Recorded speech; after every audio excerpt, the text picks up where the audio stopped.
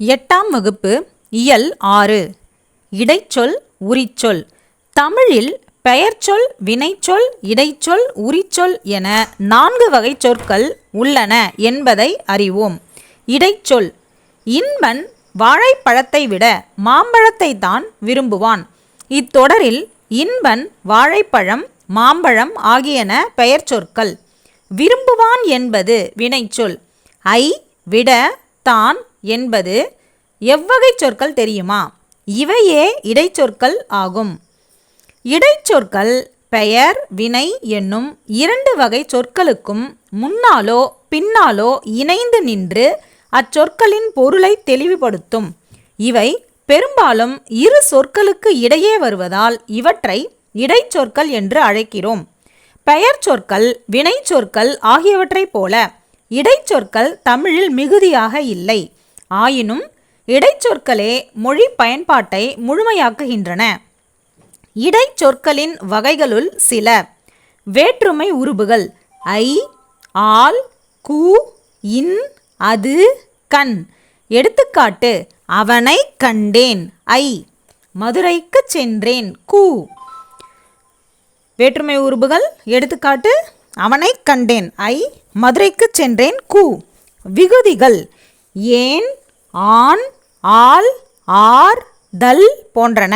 விகுதிகள் எடுத்துக்காட்டு: வந்தேன் ஏன், பாடுதல் தல். சாரியைகள் அத்து, அற்று, அம். சாரியைகள் எடுத்துக்காட்டு: மரத்தை அத்து, புளியங்காய் அம். உவம உருபுகள் போல, போன்ற, மாதிரி. உவம உருபுகள் எடுத்துக்காட்டு: புலி போல பாய்ந்தான் போல. தேனி மாதிரி உழை மாதிரி.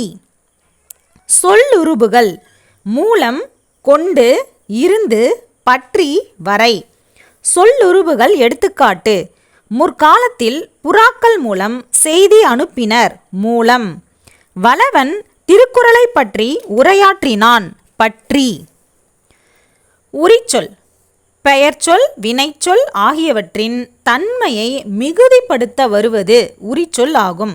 இது பெயருக்கும் வினைக்கும் அடையாக வரும். எடுத்துக்காட்டு: சால, சாலச் சிறந்தது. கூர், அன்பு கூர்ந்து. உரு, உருபசி. கழி, கழி நெடிலடி. நனி, நனி நன்று. மா, மாநகர். உரிச்சொற்களில் ஒரு சொல் பல பொருள்களுக்கு உரியதாய் வருவது உண்டு. எடுத்துக்காட்டு: கடிமலர், மணம்மிக்க மலர். கடிநகர், காவல் மிக்க நகர்.